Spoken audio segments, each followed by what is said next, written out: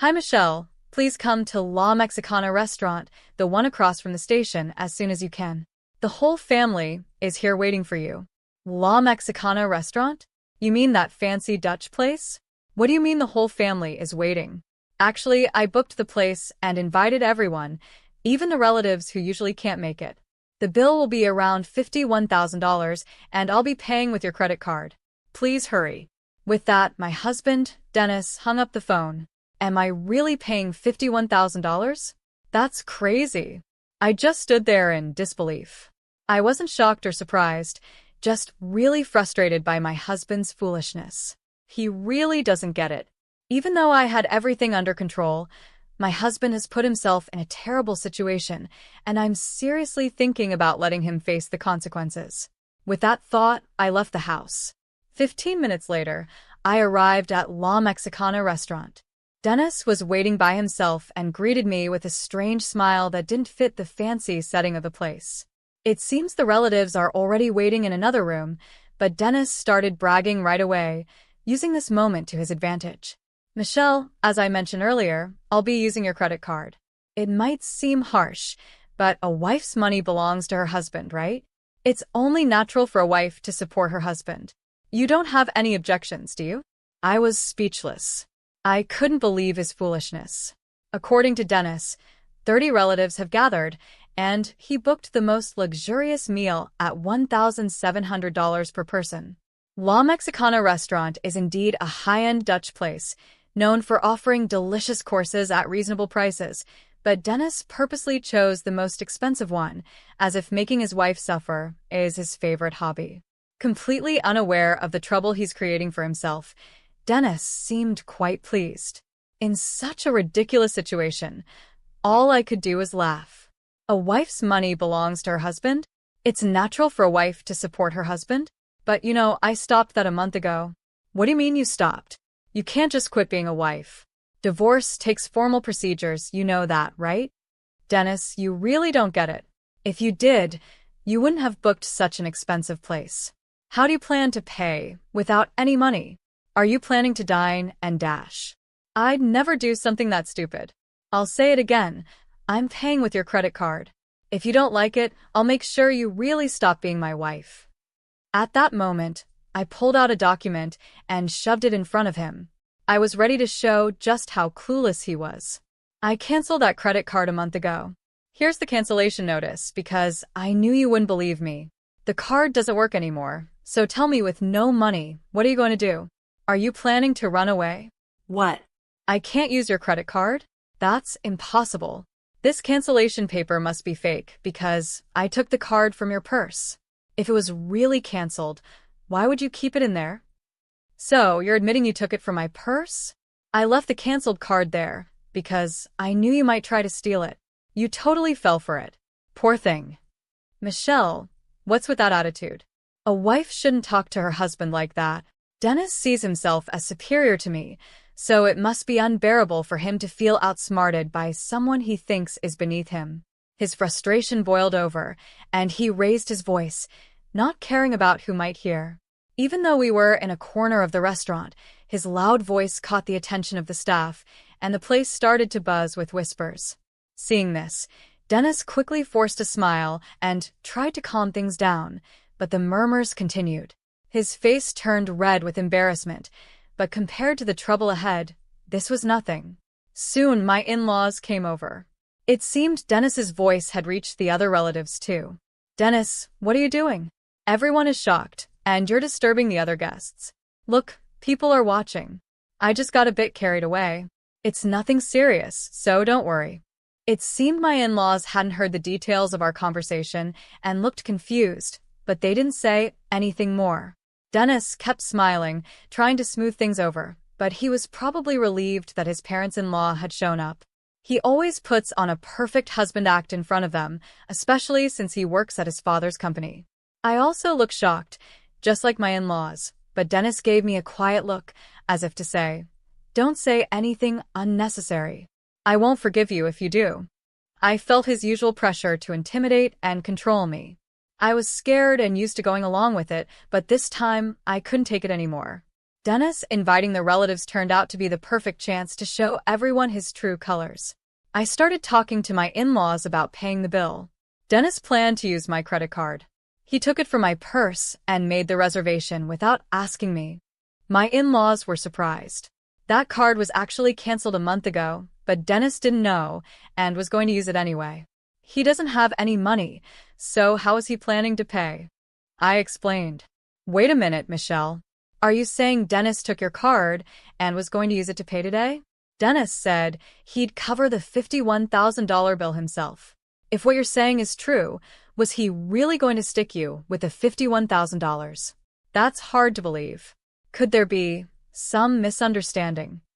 My in-laws were clearly shaken. This was their usual reaction, finding it hard to believe, even when it was the truth. Dennis, wanting to hide this, started talking cheerfully with a forced smile. Michelle is mistaken. I plan to treat everyone with my own money. I'll handle the payment, so don't worry. Then he went to the cashier, throwing me a creepy smile. It was obvious he didn't believe the card was canceled, even after I showed him the cancellation certificate. A while later, Dennis came back smiling. My in-laws looked relieved, thinking the payment had gone through. But I could see Dennis was tense. Inside, he was probably panicking, thinking, this is bad. The card didn't work. Of course, it didn't. I'd canceled it. He had no way to pay the $51,000 himself, and I knew what he was hiding. I gave him a cold stare and said, "Tell the truth before this gets worse." He realized what I meant, and his face changed. After thinking it over, he finally confessed. "Sorry, Dad, Mom. I couldn't make the payment. Michelle's card really was canceled. Is that true? Were you planning to use Michelle's card to pay?" "It's all a misunderstanding," Dennis stammered. "It's true that I intended to pay today's expenses with Michelle's credit card, and I thought we had discussed this properly. I was just shocked to find out the card had already been canceled. I apologize, but I'll have to ask you to cover the cost for now. I will definitely pay you back." He mixed lies and truth to try to get out of the situation, showing remarkable nerve. Then he whispered to me, "Why did you cancel the credit card? Are you trying to embarrass me?" Why? "It's obvious I didn't want you using it without my permission. The real issue is that you took the card without asking, not the embarrassment it caused," I replied boldly. He looked surprised and quickly interrupted, "Quiet. Don't talk about such things here. Keeping a canceled card in your purse just causes confusion." However, it seemed my in-laws overheard our conversation and looked at Dennis sternly. "Dennis, what are you doing? What do you mean you tried using Michelle's card? Taking it from her purse without permission is unacceptable." Well, there were some circumstances," Dennis stammered, but his father wasn't convinced. I decided to explain everything in detail, aiming to reveal Dennis's true behavior to his parents. For the past year, Dennis has hardly been home. At first, I understood, thinking he was busy because your company is large, father-in-law. But then, Dennis started going out even on holidays and missing important dates like my birthday and our anniversary. He also began caring more about his appearance and started using my credit card without my permission. My parents-in-law exchanged worried looks, realizing something was wrong. I asked Dennis to spend more time with me and to stop using the card without asking, but he argued that it's natural for a wife to support her husband. He didn't listen and even threatened me with divorce, showing me a divorce form he had already signed. "Divorce?" my father-in-law exclaimed in shock. "Have you been making Michelle suffer this much?" my mother-in-law added, raising her voice. My father-in-law stared sternly at his son, the image of Dennis as a model husband shattered. Though I hoped Dennis would admit his mistakes, he quickly denied everything. "No, that's not true. What Michelle is saying is baseless. I need to pay attention to my appearance because I'm preparing to take over as president. The meetings I attend on weekends are networking events and seminars for work. What's wrong with using joint funds for work-related purposes? If I stop earning, my wife would suffer too." Dennis tried desperately to defend himself. My in-laws stayed silent, possibly seeing some logic in his explanation and feeling unsure about how to respond. But I knew the truth he was trying to hide. No matter what excuses he made, they were meaningless. Oh, really? Can you still say it's part of your job after seeing this? I said as I decided to show more evidence to my in-laws. I reached into my handbag and pulled out a document. It listed dates, store names, and the amount spent. What is this? My father-in-law asked. This is a credit card statement, I replied. As you can see, it shows purchases of luxury items for women. Why would you have something like that? As I showed the document, my husband quickly tried to grab it, but I pulled it away and looked at him, demanding an explanation. Why did you buy luxury items for women with my credit card? Cosmetics and jewelry aren't part of your job, are they? Can you explain this? Those were gifts for the women at work, he stammered. I was giving them as birthday presents. It's important to be liked by women in business, you know. The expense was unavoidable. His explanation was confusing, but considering his work reputation, there might have been some truth to it. Saying it was for birthday presents might sound reasonable, but for the first time, my husband couldn't convince his parents. Whatever the reason, the fact is you used Michelle's card without her permission. If it was really necessary, you should have discussed it with her. Buying luxury brands because female colleagues asked for them doesn't seem believable, my father-in-law said sternly. I'm sorry. I apologize for using my wife's card. I promise never to do it again. Please forgive me, my husband said, trying to show remorse. But my father-in-law's anger didn't go away easily. Just because you're married doesn't mean you can use her credit card without asking. And since the amount is significant, make sure you pay Michelle back for the money you spent. All right, I'll refund the money, my husband said, looking down, appearing regretful. But I wasn't convinced. I knew he was still hiding something. This was just the beginning of the real test. We all headed to the room, where the other relatives were waiting. There, I took out my smartphone from my bag and pressed play. The sudden audio surprised my husband, and he looked at me in disbelief, his face quickly turning pale.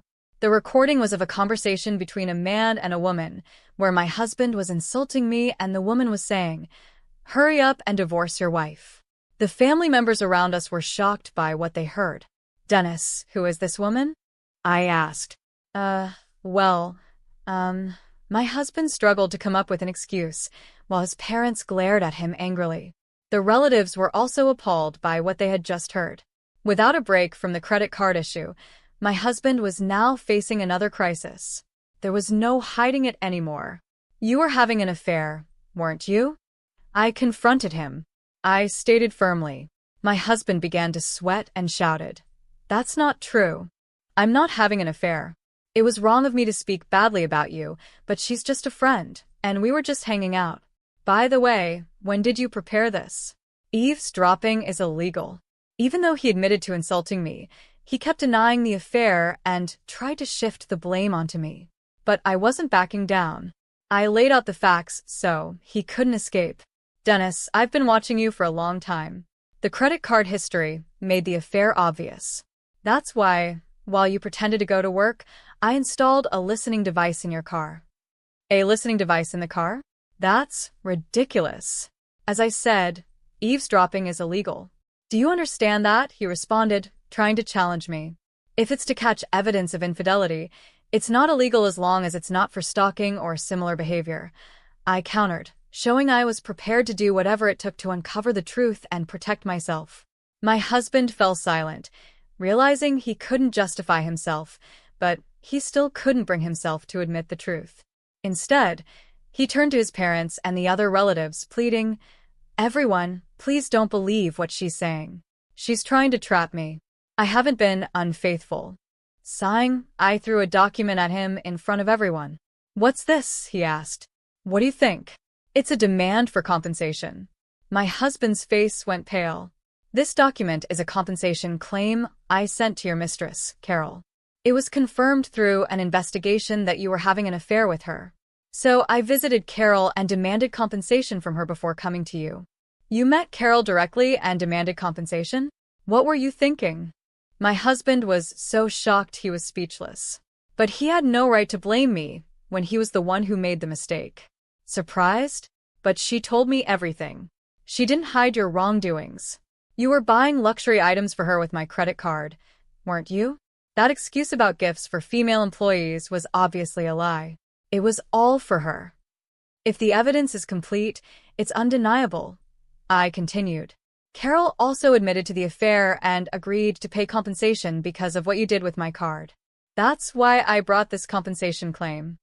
My husband looked up at the sky, his face filled with despair. I waved the compensation claim in front of him. Unable to hide his frustration, he raised his voice. Damn, you planned all this without me noticing. You really are a cunning wife. A wife. I was your wife, but that's in the past. I told you a month ago that I quit. Didn't you hear? In fact, the divorce papers have already been submitted. I'm just an acquaintance now. Did you really submit the divorce papers? Why are you surprised? I replied. I simply submitted the divorce papers you waved in my face to make things difficult for me. Everything was done properly. Do you have any complaints? But you shouldn't just file for divorce on your own. Divorcing without talking it over is unreasonable, he protested. It might be unreasonable, but it doesn't change the fact that you used my credit card without permission. That's why I filed the divorce papers on my own. Now this matter is settled. My husband was speechless and shocked. It was clear he hadn't expected me to take such action. My in-laws and other relatives, watching the exchange, began to realize that my story was true. Using Michelle's credit card without permission and having an affair to think we believed you two were happily married and you were committing such betrayals, they said, their faces grim with anger as they sternly reprimanded him. My father-in-law firmly declared, "This marks the end of our relationship as parent and child. Additionally, you are fired from the company." Fired just for an affair? This is too harsh. Think about it calmly, my husband protested. At that moment, a sharp snapping sound echoed. It was my mother-in-law who had slapped my husband hard on the cheek. Tears welled up in her eyes, a mix of sadness, pity, and disappointment. Just an affair? You're the one who's wrong, Dennis. You planned to hurt Michelle and just run away, she said, her voice filled with anger. My husband was silenced, saying nothing, as everyone's cold eyes bore into him. His words, "just an affair," had revealed his irresponsibility. He had once loudly proclaimed that my money was his and that a wife should devote herself to her husband. Such selfish attitudes were unforgivable. My husband remained silent for a while, but his stubbornness didn't break. He slowly raised his head and declared, "It doesn't matter what happens, whether it's divorce or being fired. I'm going to be with Carol." "What did you say?" my in-laws gasped, stunned by his words. Even after being forced into a divorce, shunned by his family, and losing his job, my husband remained defiant. However, his attitude was reaching its limit. "You might not know this," I said, "but Carol has been seeing several other men as well." "That's a lie. Carol loves only me. You're just jealous and making this up," he shot back. "But this is the truth. She has relationships with multiple men, and you weren't the most important to her." "Not the most important," he repeated, shocked. "Yes, you weren't that significant to her. In fact, she paid the compensation to me quickly to avoid any trouble." "I can't believe it. I didn't think Carol was that kind of woman," he muttered, struggling to accept the reality. "The idea that Carol had real feelings for you was just a delusion. You were being used. By the way, the compensation she paid me was actually funded by another man she was seeing." "That's a lie, a lie. There's no way Carol would deceive me. We're going to get married, and nothing you do can stop us," my husband insisted, still unable to accept the truth. I calmly confronted him with the truth. "It's time for you to realize you've been abandoned. Haven't you noticed that you haven't been able to contact Carol lately? No calls or messages are getting through, right?" My husband hesitated. "Now that you mention it," he faltered, beginning to grasp the reality. "In short, you are no longer needed. You've been blocked." "I am no longer needed," he repeated, stunned. "Yes, exactly. Do you understand now? There's nothing left for you. This is what happens to someone who deceives others like you have." After hearing this, he collapsed to his knees and bowed his head. "Please, Michelle, I'm truly sorry. Please forgive me," he pleaded, finally realizing the gravity of his situation. "Please reconsider the divorce. Please stop the firing," he begged repeatedly, bowing to me and my in-laws. But everyone had already distanced themselves from him. "It's too late for apologies now," I said firmly. "I will demand the division of property and repayment of the money you wasted using my credit card. A person like you is just a nuisance to any organization. If you think you can work somewhere else, go ahead and try. It won't be worth it. Please don't leave me like this. I'm reflecting on my actions. Can I have just one more chance?" My husband continued to plead, tears in his voice, still bowing to his father. But my former father-in-law, having given up on him, ignored him and hurried out of the restaurant, followed by his wife. The relatives also started preparing to leave, showing no further interest in my husband. "Well, I'll settle the payment then," I said. "What? "You're paying the $51,000? "Of course I will. I'll bill it later," I replied with a sweet smile as he collapsed onto his knees. That day, my retaliation made it the most painful day of his life, but the story wasn't over yet. His ordeal would continue. After the incident, I returned to my parents' house, but for the past few days, I've been getting numerous missed calls, all from my ex-husband, Dennis. The phone kept ringing nonstop, and I knew why. I had been deliberately ignoring him, but this time, I decided to answer the phone to deliver the final blow. "Michelle, you finally answered. Please help me out." "I'm truly in trouble," he begged. "Sounds like a tough situation. What's going on? Are you trying to escape debt collectors?" "What?" "How did you know that? Did someone tell you?" "No, irraplia." "I found out on my own, Dennis. You've built up a lot of debt, haven't you? Not only were you giving money to your mistress, but I also learned that you were paying your coworkers to do your job. Even though they refused, you forced them to do it by using your position as the boss's son. You used dirty tricks to keep up appearances at the company while you enjoyed your affairs in your free time, taking on debt just to get what you wanted. Such foolish actions. On the day the family gathered at that fancy restaurant, when the credit card was declined, you were supposed to pay the $51,000 yourself. But I knew you couldn't because I had already found out about your significant debt. Dennis, this is all you're doing. But you're capable, aren't you? Leaving your father's company shouldn't be a problem for you, right? You should be able to excel elsewhere. Well, the truth is I haven't found another job yet. All the interviews have been unsuccessful, and I'm being chased for my debts. It's really affecting me mentally." "That's exactly what I expected," I said. "What can you expect from someone who pushed their work onto others just to make themselves look good? Even if you find another job, it won't last. Don't you understand that?" Dennis couldn't respond because my accusations were spot on. Unless he reflects on his actions and changes his ways, he'll keep making the same mistakes. If things continue like this, he'll only face more misery, even without my involvement. "Michelle, I truly regret everything. I should have appreciated you more. I should have worked sincerely at my father's company, but I didn't. I'm really sorry. Can we start over?" "I'm afraid that's impossible," I replied. "I believe people can change, but some actions are unforgivable. You deceived not only me but also many others who trusted you. You need to pay the price for that. And yes, you will also fully repay the property division and the money you misused. Escaping responsibility is not an option." After confirming that Dennis had gone silent again, I calmly ended the call. A few days later, I heard more about Dennis's situation from my former in-laws. As expected, he hadn't found a stable job and ended up seeking help from his family. "I need help because we're family. Is it okay for your son to end up like this?" He was desperately pleading for support.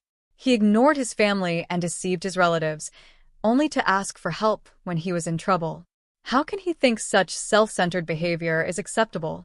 His thinking has always been selfish, focused only on himself.